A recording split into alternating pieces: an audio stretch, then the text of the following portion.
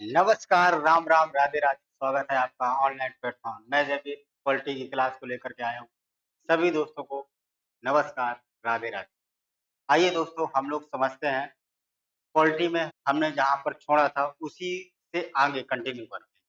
तो जैसा कि पीछे देखो आपको दिखाई दे रहा होगा कि भारतीय संवैधानिक इतिहास यानी भारतीय संविधान का संवैधानिक विकास हम लोग पढ़ रहे हैं। इसी को पिछली जो क्लास में हम लोगों ने बेटा पढ़ा था, 2 अधिनियम यहाँ पर हम लोगों ने छोड़ा था। 1892 का भारत परिषद अधिनियम और 1909 का भारत परिषद अधिनियम। यहाँ तक हम लोगों ने जान लिया था, समझ लिया है।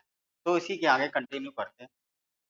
खूबसूरत मोटिवेट शेर है कि बहादुर रौंद कर तूफान दरिया पार जाता है, कि बहादुर रौंद कर तूफान दरिया पार जाता है, भंवर में वही फंसता है, भंवर में वही फंसता है जो हिम्मत हार जाता है। न तो हिम्मत तुम्हें हारनी है, ना हम तुम्हें हारने देंगे, ना हमें हारने। तो आइए दोस्तों, हम लोग आगे चलते हैं। जितने भी एग्जाम होंगे यहाँ से ऐसा कुछ पॉलिटी पूरी पढ़ाएंगे और बहुत अच्छे तरीके से सब चीजें आप लोगों को डिफाइन करते जाएंगे। इसके बाद में हम लोग ऑब्जेक्टिव क्वेश्चन भी लेकर के आएंगे, उन पर भी डिस्कशन किया जाएगा कि कैसे कौन से क्वेश्चन किस पेपर में कैसा क्वेश्चन आया था, क्या पैटर्न आया था। तो अभी हम लोग थ्योरी चला रहे हैं, थ्योरी को समझ लेते हैं, बढ़िया से समझ लेते हैं। उसके बाद हम जब ये खत्म हो जाएगा, उसके बाद हम लोग प्रारंभ करेंगे बेटा ऑब्जेक्टिव क्वेश्चनों की। एक श्रृंखला प्रारंभ करेंगे, सारे ऑब्जेक्टिव क्वेश्चनों पर चर्चा की जाएगी। तो आइएगा, सभी लोग बने रहिए मेरे चैनल के साथ में, हंसते रहिए, मुस्कुराते रहिए और पढ़ाई के साथ साथ में एंजॉय भी, एग्जाम एंजॉय के साथ पढ़िए, कोई भी बोरिंग नहीं होना है। बहुत मस्ती के साथ में पढ़ेंगे, बाहर बहुत सी सारी चीजें क्लियर होती चली जाएंगे हैं। तो देखिएगा, पहला दिया गया अधिनियम है 1919 का भारत शासन अधिनियम। 1919 का भारत शासन अधिनियम, ठीक। अब ये एक तो वायसराय था और एक गवर्नर जनरल था, भारत सचिव था। तो एक वायसराय था, एक क्या नाम है, भारत सचिव था। तो इसे कहा जाता मांटेग चेम्सफोर्ड सुधार अधिनियम। इसी को बोला जाता मांटेग चेम्सफोर्ड सुधार अधिनियम, ठीक। केंद्र में द्विसदनात्मक व्यवस्था लागू। अब देखिएगा केंद्र में क्या होता है कि द्विसदनात्मक व्यवस्था लागू होती है कहाँ, केंद्र में। एक होता है राज्य परिषद, जिसमें कितने 34 थे सदस्य। तो निर्वाचित कितने थे 34, मनोनीत कितने हैं 26। अब जोड़ लो कितने हैं विधानसभा में 104 और मनोनीत कितने थे, होते थे 40, ठीक। तो ये इसका प्रोफार्मा।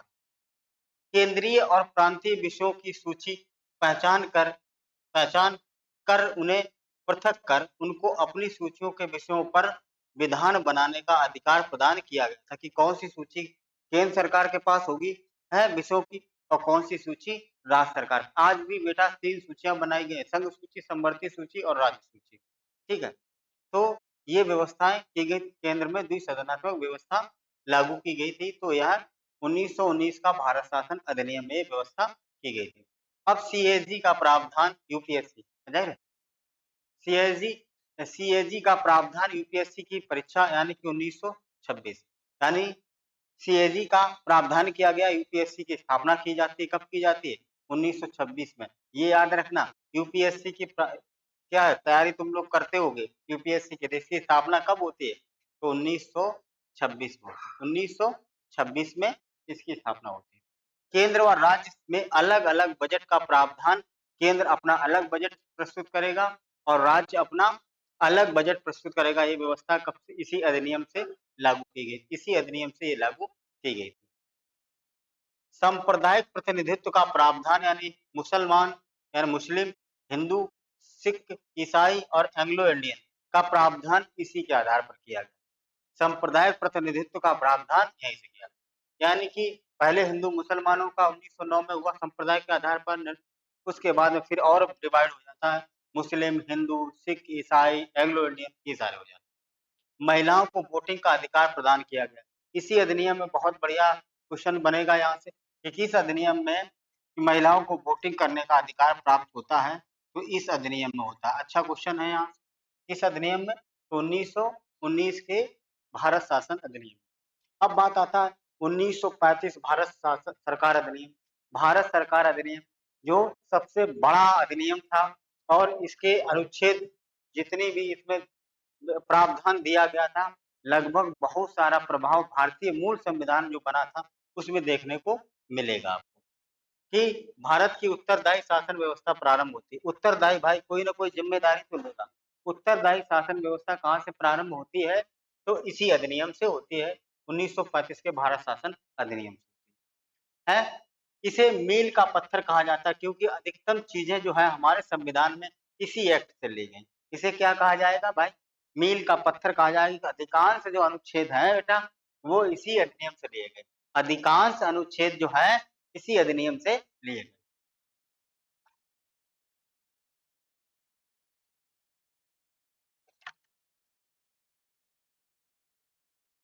अब देखिएगा कि केंद्रों में द्वैत शासन व्यवस्था लागू का प्रावधान किया गया। केंद्र में द्वैत शासन यानी प्रांतों में द्वैत शासन समाप्त कर का सत्ता मिलती है और केंद्र में शासन व्यवस्था लागू करने का प्रावधान होता है, लेकिन इसे लागू नहीं किया जा सका। मगर ये भी है क्या क्या लागू किया जा सका? नहीं किया जा सका। केंद्र में द्वैत शासन व्यवस्था लागू किया जा सका? नहीं किया जा सका। ठीक। प्रांत प्रांतों हेतु उत्तरदायी शासन बनाने शासन की समस्त विषयों को 3 सूचियों में बांटा गया, जो आज भी बांटा गया। प्रांतों में उत्तरदायी शासन बनाने के लिए शासन को कितने विषयों में बांटा गया? तो 3 विषयों में। संघ सूची जिसमें 59 विषय थे, प्रांतीय सूची जिसे राज्य सूची कहा जाता, 54 विषय थे, समवर्ती सूची जिसमें कितने थे? 36 विषय थे। अवशिष्ट सूची पर वायसराय का कानून बना। जो अवशिष्ट सूची थी, जो बची हुई थी, उस पर कौन कानून बनाया जा सकता था, बनाता था? तो वायसराय बनाता था। ठीक, तो ये प्रावधान आज भी है अपने यहाँ। आगे देखिएगा 1935 के बाद में अब आएगा 1935 में और बहुत सारी चीजें हैं, उनके बारे में और कर लेते हैं कि राज्यों में द्विसदनीय व्यवस्था लागू करने का प्रावधान किया गया। ठीक, द्विसदनीय व्यवस्था लागू करने का प्रावधान किया गया। इस समय कुल 11 प्रांतों में से 6 प्रांतों में द्विसदनीय व्यवस्था लागू। भारत में आज भी देखो कि 6 प्रांतों में क्या है? द्विसदनीय व्यवस्था है, यानी कि विधानसभा और विधान परिषद जिसे कहते हैं। प्रांतों के लिए प्रांतीय लोक सेवा आयोग है, पीपीएससी का गठन किया गया। एफपीएससी 1936 में सर्वप्रथम मद्रास में लोक सेवा आयोग बना। सर्वप्रथम मद्रास में क्या बना? लोक सेवा आयोग। केंद्रीय बैंक की स्थापना आरबीआई की कब होती है? तो 1935 में आरबीआई की स्थापना होती है। 1935 में आरबीआई की बेटा क्या होगी? स्थापना होगी। आरबीआई की स्थापना कब होती है? 1935 में होती है। ठीक, आरबीआई की स्थापना। स्वतंत्रता के समय भाषा के आधार पर गठित होने वाला प्रथम राज्य जो था वो उड़ीसा था। स्वतंत्रता से पहले, स्वतंत्रता के बाद अगर पूछा जाए तो आंध्र प्रदेश आएगा। अगर स्वतंत्रता से पहले पूछा जाता है तो अच्छा क्वेश्चन है कि आजादी से पहले भाषा के आधार पर गठित होने वाला राज्य प्रथम कौन है? तो बेटा उड़ीसा है। 1936 में गठित, 1936 में गठित हुआ था। हाँ मेरे रसगुल्लो, म्यांमार को भारत का म्यांमार को भारत से अलग किया गया कब? 1937 में। 1935 के अधिनियम में प्रावधान किया गया कि म्यांमार को भारत से अलग होना पड़ेगा। ठीक, तो 1937 में ये अलग हो जाता। अब बात आती है 1947 के भारतीय स्वतंत्रता अधिनियम। भारतीय स्वतंत्रता अधिनियम की हम बात करेंगे तो 20 फरवरी 1947 को ब्रिटिश प्रधानमंत्री क्लीमेट एटली ने घोषणा की कि 30 जून 1948 को भारत में ब्रिटिश शासन समाप्त हो जाए। कब समाप्त होगा? 30 जून 1948 को। 30 जून 1948 को भारत में ब्रिटिश शासन समाप्त हो जाएगा। इसके बाद सत्ता उत्तरदायी भारतीयों के हाथों में सौंप दी जाएगी और 3 जून 1947 को वायसराय लॉर्ड माउंटबेटन ने विभाजन की योजना को कांग्रेस और मुस्लिम लीग ने स्वीकार कर लिया। दोनों ने कब स्वीकार किया? तो 3 जून 1947। 3 जून 1947 अच्छा बन सकता है क्वेश्चन कि कब स्वीकार किया गया विभाजन का? तो 3 जून 1947 को कहा दो स्वतंत्र राष्ट्र बनेंगे, दोनों लोग राजी हो जाते हैं। इस प्रकार भारतीय स्वतंत्रता अधिनियम 1947 बनकर के उसे लागू किया गया। इसके बाद भारतीय संविधान हेतु संविधान सभा का क्या किया गया? गठन किया गया। फिर संविधान सभा का गठन किया गया। ठीक, आगे देखिए।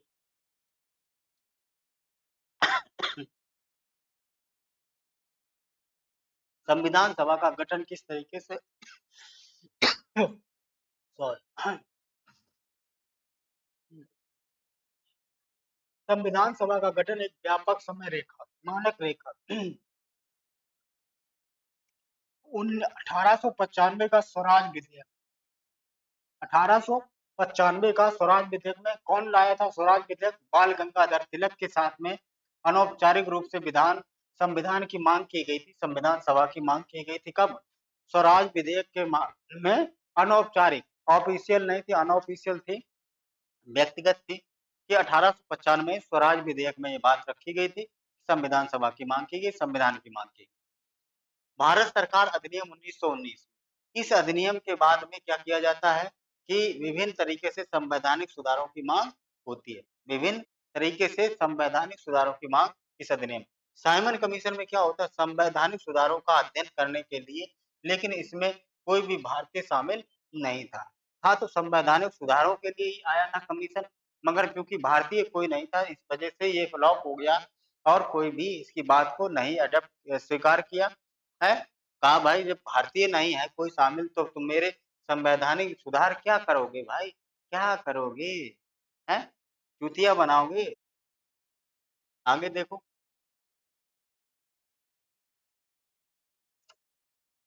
अब बात आती है कि एम.एन. रॉय 1934 में 1934 में संवैधानिक सुधारों का एक श्वेत पत्र जारी होता, संवैधानिक सुधारों का एक श्वेत पत्र जारी होगा, समझे? 1934 में एम.एन. रॉय, मानवेंद्र नाथ रॉय ने पहली बार औपचारिक रूप से संविधान सभा की मांग की। औपचारिक रूप से कई बार क्वेश्चन ये पूछा गया है कि औपचारिक रूप से संविधान सभा की मांग कब होती है, किसके द्वारा की जाती है? तो 1934 में एम.एन. रॉय के द्वारा की जाती है। संवैधानिक सुधारों का श्वेत पत्र में तीसरे गोलमेज सम्मेलन के बाद में, लेकिन इस श्वेत पत्र में सभी संविधान सभा के लिए कोई प्रारूप नहीं किया गया था। ठीक, नेहरू रिपोर्ट में क्या होता है कि भारत के नए संविधान की रूपरेखा प्रस्तुत करने वाला ज्ञापन था। अध्यक्ष कौन थे? मोतीलाल नेहरू थे। इन्होंने 11 सूत्रीय मांगे रखी थी, उसका अमल अंग्रेजों ने नहीं किया। आगे देखो संविधान का निर्माण किस तरीके से होगा, आज देखिएगा। 1934 की बात करेंगे हम तो कांग्रेस कार्य समिति के द्वारा संविधान सभा की मांग, और यह पहली बार वयस्क मताधिकार के आधार पर संविधान सभा की स्पष्ट मांग को रखा गया। भाई वयस्क मताधिकार के आधार पर हम क्या करेंगे? संविधान सभा का गठन करने की मांग की गई। कब? 1934। ठीक, भारत शासन अधिनियम 1935 में अंग्रेजों ने इस अधिनियम के माध्यम से भारतीय आकांक्षाओं को संतुष्ट करने का प्रयत्न किया, लेकिन असफल रहे। सोचा कुछ लाओ संवैधानिक सुधार कर दें, मगर वो संवैधानिक सुधारों को भारतीयों ने कतई नहीं स्वीकार किया, इससे वो क्या रहा? वो असफल। ठीक, लखनऊ अधिवेशन 1927 में हुआ तो संविधान सभा की मांग को फिर दोहराया गया, फिर कहा गया भैया संविधान सभा होनी चाहिए, संविधान सभा होगी तभी तो संविधान बनेगा। ठीक, ये चीज आगे देखिएगा। संविधान सभा का गठन एक अगस्त प्रस्ताव आएगा। अब अगस्त प्रस्ताव संविधान सभा की मांग को संवैधानिक रूप से स्वीकार किया गया। कहा गया ठीक है, संवैधानिक रूप से स्वीकार कर लिया गया, ठीक है संविधान सभा का गठन किया जाए, मांग। फिर क्रिप्स मिशन आता है 1942 में। द्वितीय विश्व युद्ध के बाद में स्वयं भारतीयों द्वारा नया संविधान तैयार करने का मसौदा रखा गया, रखा कि भाई द्वितीय विश्व युद्ध जैसे समाप्त होगा, 1945 में समाप्त होता है, उसके बाद कहेंगे हम भारतीयों को उन्हीं के द्वारा वही अपने भारतीय भारतीय लोग यानी कि हम ही लोग संविधान को बनाने को तैयार करेंगे। संविधान का मसौदा पूरा तैयार किया। कैबिनेट मिशन 1946, संविधान सभा का गठन जो होता है इसी मिशन यानी कैबिनेट मिशन के आधार पर ही किया जाता है 1946। इस मिशन के भारतीयों की संविधान सभा की मांग को स्वीकार किया गया और इसके आधार पर ही संविधान सभा का गठन तैयार किया गया, संविधान सभा का गठन किया गया। 1946। यहाँ तक मेरे बच्चे समझ में आए? सभी लोग बताएँगे आवाज़ प्रॉपर आ रही, सभी लोग हँसते रहिएगा। हाँ, हँसते मुस्कुराते रहिएगा। आवाज़, कमेंट, लाइक, सब्सक्राइब ये सारे दोस्तों को लिंक भेजो, फटाफट भेजो। जितना भेज सको, जितने भी लोग जानने वाले तुम्हारे हैं कि जयवीर गुरु जी की क्लास चालू हो गई है। अरे भेजोगे, जुड़ेंगे बच्चे तभी तो आएगा आनंद। हाँ, क्लास चलते हुए 16 मिनट हो रहे हैं, क्या करें?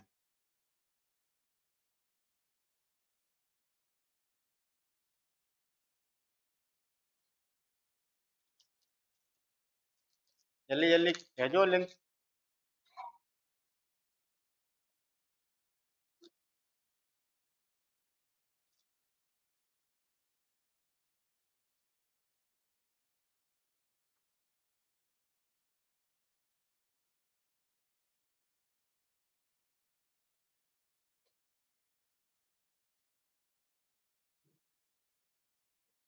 आइएगा आगे चलते हैं।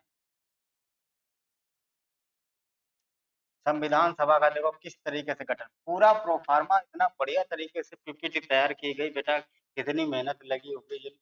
टेक्निकल बंदे ने बनाई होगी जो पीपीटी तैयार करने वाला, देखो कितने तरीके से बढ़िया से लिखा है कि कौन क्या अध्यक्ष है, कौन क्या कैसे कब आया। ठीक, तो इस सारी बातों को समझते हैं। तो देखिएगा कि क्रिप्स मिशन, ये बेटा क्रिप्स मिशन आया कब था? तो क्रिप्स मिशन आया था 1942 में। क्रिप्स मिशन भारत कब आया? 1942 में। इसके अध्यक्ष कौन थे? तो स्टेफोर्ड क्रिप्स थे। कौन थे? Stafford Cripps.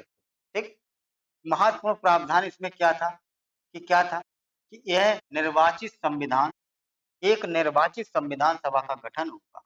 कहा गया कि एक निर्वाचित संविधान, निर्वाचन किया जाएगा। ठीक, निर्वाचन संविधान के हिसाब से क्या किया जाएगा?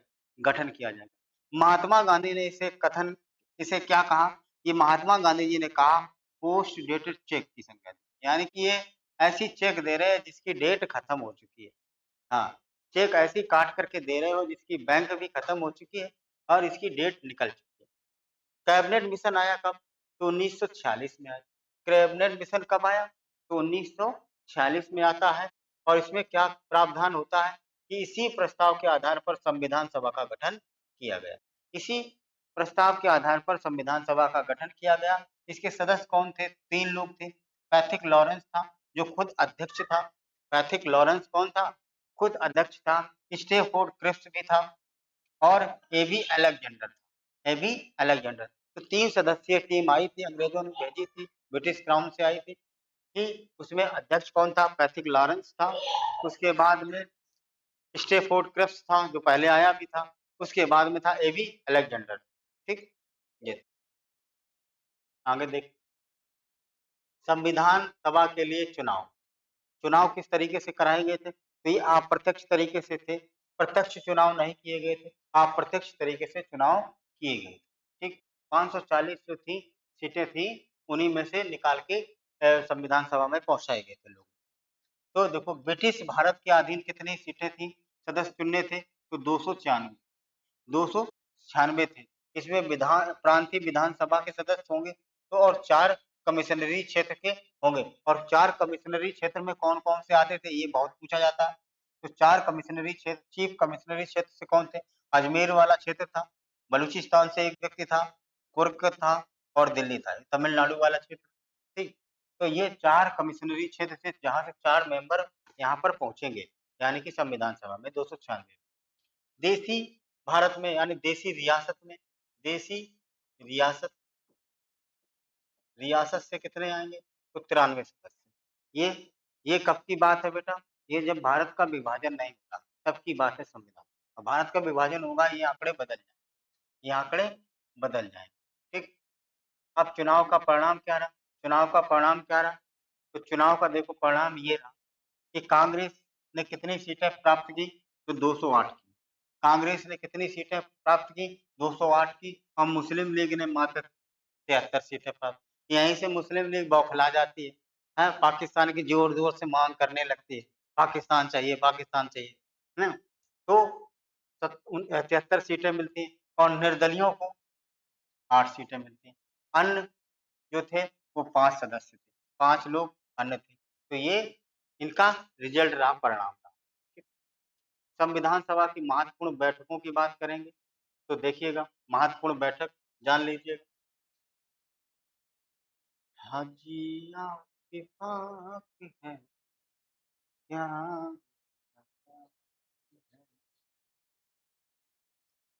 देखो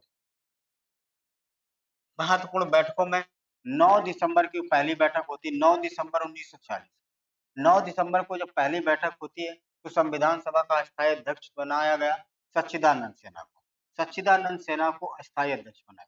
संविधान सभा की पहली बैठक में सबसे बुजुर्ग व्यक्ति यही मिले, सम्मानित व्यक्ति थे, है, तो सच्चिदानंद सिन्हा को संविधान सभा का अध्यक्ष बनाया गया। ये कैसे थे? अस्थायी अध्यक्ष थे। और उपाध्यक्ष की बात करेंगे तो फ्रैंक एन फोनी को बनाया गया था, चुना गया था कि अस्थायी ये भी था। तो मुस्लिम लीग और देशी रियासतों ने इस बैठक में बहिष्कार किया। पहली बैठक में मुस्लिम लीग नहीं आया शामिल। ठीक। हाँ, 11 दिसंबर को दूसरी बैठक होती, बल्कि 10 दिसंबर को होती है। मांगा जाता कि संविधान सभा का स्थायी अध्यक्ष किसे बनाया जाए। ठीक है, मगर कोई और दूसरा कोई कैंडिडेट फॉर्म ही नहीं भरता, यानी कि चुनाव के लिए खड़ा ही नहीं होता है, तो डॉक्टर राजेंद्र प्रसाद निर्विरोध चुन लिए जाते हैं संविधान सभा के स्थायी अध्यक्ष के रूप में। तो डॉक्टर राजेंद्र प्रसाद को स्थायी अध्यक्ष चुना जाता है, चुनाव कर लिया जाता 11 दिसंबर 1946 को। बी.एन. राव को संवैधानिक सलाहकार बनाया। बी.एन. राव को इसी दिन क्या बनाया जाता? संवैधानिक सलाहकार के रूप में बनाया जाता। ठीक। अब क्या होता है कि एच.सी. हरेंद्र सिंह मुखर्जी और टी.टी. कृष्णामाचारी को उपाध्यक्ष बनाया। 2 लोगों को संविधान सभा का उपाध्यक्ष बनाया जाएगा। ठीक। अब 11 के बाद 13 दिसंबर की जो बैठक होती है तो जवाहरलाल नेहरू को संविधान सभा के समक्ष उद्देश्य प्रस्ताव लगता है। उद्देश्य प्रस्ताव कब रखा जाता है कि 22 जनवरी 1947 को उद्देश्य प्रस्ताव को स्वीकार किया जाता है। कब किया जाता है? उद्देश्य प्रस्ताव 13 दिसंबर को रखा जाता, मगर 22 जनवरी 1946 को ये स्वीकार किया जाता है स्वीकार कर लिया जाता है। कब? 22 जनवरी 1947। ठीक।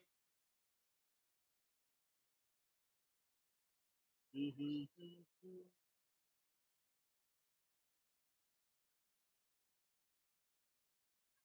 क्या किया जाए।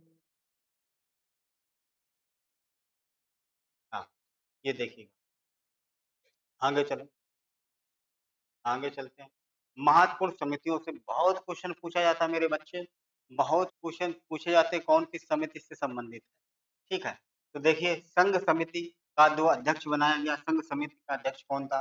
तो ये थे जवाहरलाल नेहरू। संघ समिति के अध्यक्ष और संघ संविधान समिति के अध्यक्ष भी जवाहरलाल नेहरू थे। संघ शक्ति समिति के अध्यक्ष भी और संघ संविधान समिति के भी अध्यक्ष कौन थे? जवाहरलाल नेहरू। और प्रांतीय संविधान समिति के अध्यक्ष कौन थे? सरदार पटेल। प्रांतीय समिति के अध्यक्ष कौन थे? प्रांतीय संविधान समिति के कौन थे? तो सरदार पटेल थे। सरदार पटेल। प्रारूप समिति बहुत पूछी जाती है, डॉक्टर बी आर अम्बेडकर थे। डॉक्टर बी आर अम्बेडकर को प्रारूप समिति का अध्यक्ष बनाया जाता कब? 29 अगस्त 1947। ठीक, 1947। और प्रक्रिया नियमन समिति के कौन थे? Doctor Rajendra Prasad. Doctor Rajendra Prasad. Doctor Rajendra Prasad. ठीक। और आगे चलिए, और समितियों में देखो कौन कौन सी समितियां जान लीजिए भाई। ये बहुत पूछी आती, इस वजह से इनको सबको समझते चलना है। ठीक। एक है राज्य समिति। राज्य समिति या राज्यों के साथ में बातचीत के लिए कौन सी समिति बनाई? कौन अध्यक्ष था? तो जवाहरलाल नेहरू को ये काम दिया गया था। तो राज्य समिति यानी राज्यों के साथ में बातचीत के लिए कौन समिति बनाई गई थी? उसके अध्यक्ष कौन थे? जवाहरलाल नेहरू। संचालन समिति के अध्यक्ष कौन थे? तो डॉक्टर राजेंद्र प्रसाद थे। संचालन समिति के अध्यक्ष कौन थे? डॉक्टर राजेंद्र प्रसाद। डॉक्टर राजेंद्र प्रसाद। ठीक। हाँ, आगे देखिए, मौलिक अधिकारों सलाहकार समिति। मौलिक अधिकारों पर सलाहकार समिति कौन? यानी अल्पसंख्यक, जनजाति और बहिष्कृत क्षेत्र समिति सरदार पटेल।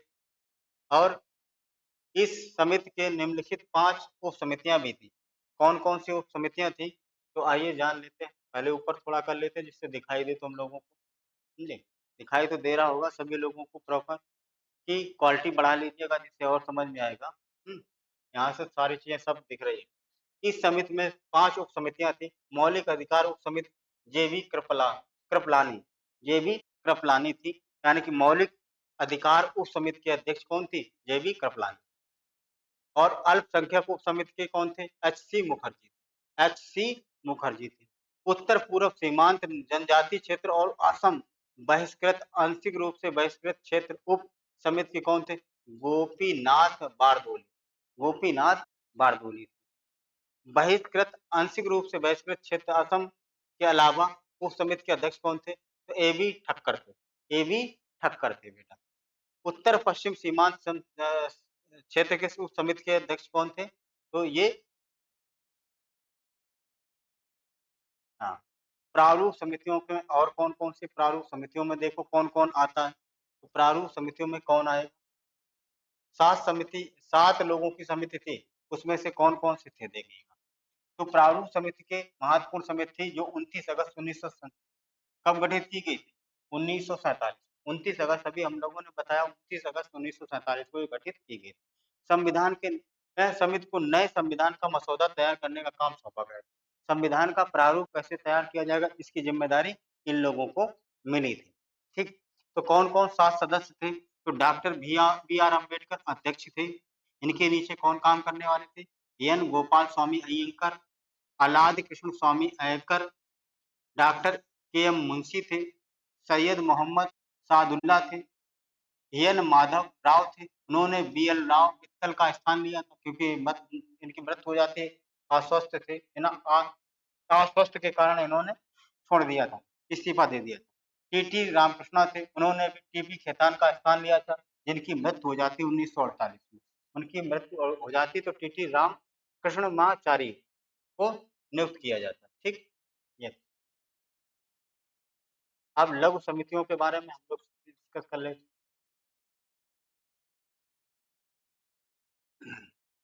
तो देखो, वित्त एवं कर्मचारी समिति, वित्त एवं कर्मचारी समिति डॉक्टर राजेंद्र प्रसाद थे। क्रेडिशियल कमेटी के अध्यक्ष कौन थे? तो ये थे अलादी कृष्ण स्वामी अय्यर। हाउस कमेटी के कौन थे? B Pattabhi Sitaramayya. B Pattabhi Sitaramayya. Order of business committee के कौन थे? तो डॉक्टर के एम मुंशी थे। डॉक्टर के एम मुंशी थे। राष्ट्रीय ध्वज पर तटस्थ समिति कौन थी? तो डॉक्टर राजेंद्र प्रसाद। बहुत पूछी जाती है, डॉक्टर राजेंद्र प्रसाद। और लघु समितियों में देखो कौन कौन सी लघु समितियों में संविधान सभा के कार्यों पर समिति कौन बनाई थी? संविधान सभा के जो कार्य होंगे वो जे.बी. मावलंकर, यानी यानी जो लोकसभा अध्यक्ष बनता है तो जे.बी. मावलंकर थे। सुप्रीम कोर्ट की तटस्थ समिति कौन थी? एस वरदाचारी विधानसभा सदस्य नहीं थे। मुख्य आयुक्त की प्रांत समिति के वी पट्टाभी सीतारमैया। संघ वित्तीय प्रावधान विशेषज्ञ समिति कौन थी? तो नलिनी रंजन सरकार। नलिनी नलिनी रंजन सरकार। आगे और लघु समितियों में देखो कौन कौन। भाषाई प्रांत आयोग एस के डार, विधानसभा सदस्य नहीं। एस के डार। संविधान के प्रारूप की जांच समिति के विशेष समिति कौन थी? जवाहरलाल नेहरू। प्रेस गैलरी समिति के अध्यक्ष कौन थे? तो ऊषा नाथ सेन थे। ऊषा नाथ, ये ऐसे हैं जो हम लोगों ने कम पढ़े हैं, तो ये ज्यादा ध्यान देने की जरूरत है। ठीक है, 8-10 समितियों को हम लोग याद रखते हैं, मगर ये लघु समितियां पूछ ली जाएंगी तब नानी याद आ जाएगी। नागरिकता पर तटस्थ समिति कौन थी? तो यस वर्धाचारी, ये भी विधानसभा के सदस्य नहीं थे, फिर भी इनको समिति का अध्यक्ष बनाया। ठीक, हाँ ये अब आता है प्रस्तावना। तो ये हम लोग अगली क्लास में बेटा पढ़ेंगे और बहुत अच्छे तरीके से समझेंगे। यहाँ से हम लोग अपने मूल संविधान की तरफ से चलेंगे और बहुत अच्छे तरीके से समझेंगे, मजेदार तरीके से। तब तक के लिए आप लोगों से लेते हैं विदा। गुड नाइट, राम राम, राधे राधे, जय हिंद, जय भारत, भारत माता की। ठीक। तो बने रहिए मेरे चैनल के साथ में, हँसते रहिए, मुस्कुराते रहिए और दोस्तों के साथ में वीडियो को लिंक को शेयर करते रहिएगा। ठीक है? तो बाय-बाय, गुड नाइट।